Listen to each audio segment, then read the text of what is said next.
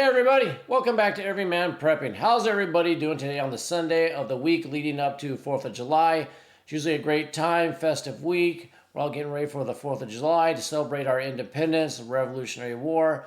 Think about what the founding fathers wanted us to fight for, what they fought for, the freedoms they gave us, and maybe what has slipped away and what we need to get back. So that was the week coming up. I have a few things I just want to talk about as we get ready for that week. I know everybody's going to be busy this week. A lot of people taking time off, which is great. Hopefully everybody sees some great fireworks shows coming up here on the 4th of July.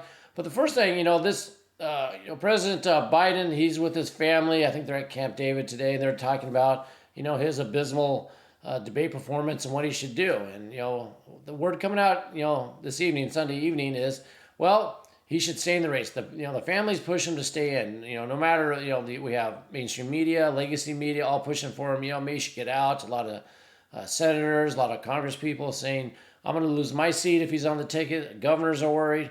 But, and the strongest advocate for him staying in, no big surprise, is Hunter. He leans a lot on Hunter, gets advice. And Hunter says, no, Dad, you should really stay in. Not because I think you're the best for the country, but I might need that pardon very soon. So that's what they're talking about. We'll see what happens this week. If anything comes up about it, Obama and Hillary came out in support. But a lot of people are concerned on the Democratic ticket that if he stays on, it's a pretty much for sure loss. So we'll see how that goes from there. But let's talk about something else domestic that might impact people. And it's weather-wise. Let's check that out really quick. And that's what we have here is Hurricane Beryl. Beryl. I don't know how you want to pronounce that. But it's coming. It's Category 4 coming on. You can see it's coming through the Caribbean. It's out here in the the Atlantic right now. It's going to come in, slide past all the islands here. Dominican, Haiti, and Cuba, and all that. Now it could just hit Mexico, make landfall, or it could hook up and go into the Gulf states. The Gulf Coast up here. So we'll know more in another day or so on the track, especially as it crosses closer to the Mexican peninsula here. But if you're in the Gulf states, it could be coming. So this is, and it could be, this is the earliest Category 4 hurricane, and I don't know how long. I know it's been a long time. So if you have people that live down there, or you live down here on the Gulf Coast, you got Texas, Louisiana, Florida, Alabama, all these people over here. If you're there, it's time to go through that checklist, the hurricane checklist. Do you have food, water, a way to stay dry, what way to keep your stuff dry? Do you know your evac plan, your bug out plan? Do you have your bug out bag ready to go? Do you have hurricane shutters? All that hurricane prep. Might be a good time now to go through it all. Do you have your generator? Do you have gas for it? Do you have a way to keep the generator dry if it floods? Do you have a way to raise it up off the ground so it's above flood water, so when the floods recede, you can use that generator and it's not full of seawater getting destroyed. So everybody in this area, make sure you go through and do your checks. If you have suggestions for people, whether you've been through a hurricane or you live there, write them in the comments down below. Give your ideas what people should look out for, how they should prepare, maybe something they haven't thought of. Go ahead and write that down below in the comment section. Also be a great time to hit that like button, share, subscribe, all that good YouTube-y stuff so we can get through this algorithm here. Moving on from the hurricane, well, it could be dangerous, we'll see. We'll go to something else that could be dangerous, and that's this FPCON, Force Protection Condition. Wow, I had a brain freeze there. Force Protection Condition. What it is military bases in Europe at different levels, as you can see here, and they just moved from Bravo to Charlie. Now, these are bases in Italy, Poland, Germany, and Romania right now, and they probably could add more. I don't know. Something's coming, they just went to, like I said, to the yellow condition or Charlie, and I'm going to read what it says. It says, applies when an incident occurs, which I haven't heard anything yet, but applies when an incident occurs or intelligence is received indicating some form of terrorist action or targeting against personnel or facilities is likely. And it says 100% ID card check required. So they're telling you that they think something's likely to happen. They haven't hit FPCON Delta yet, where something has happened already. But they're, is this a time for one of those false events where, a flag's involved? Is it the Black Swan event? Or is it a true intel? They got intel that a terrorist attack's coming, a military attack is coming, or whether that be Russia, Belarus, China, whoever. Do they have good intel, or is it something else sponsored maybe by a state action? Whether it be friendly or enemy state. So if you're in those areas or you have people stationed over there, I'm sure they know about it. I don't know if they can provide you any more intel and you want to share or not. But if you live in those countries, even if you're in England or you're in, let's say, France or someone that's not on this list, just keep your, head on a swivel for the next few days. If you're around a military base, you live on the military base, just keep a lookout, stay aware, situational awareness, always, look around something, double check things, just, be on your toes during this time because who knows what might be going to happen or plan to happen. So that's what's going on in these positions. Then we have this. These are S-500s, and Russia just moved them into Crimea. So people are asking, why are they moving these? This is the top of the line, best air defense that Russia has. Probably better than anything the United States had. Better than the Patriot, better than the Iron Dome stuff, David's sling, David's arrow, whatever that is over there in Israel. And we have what the U.S. has, the Taurus system, I believe, as well.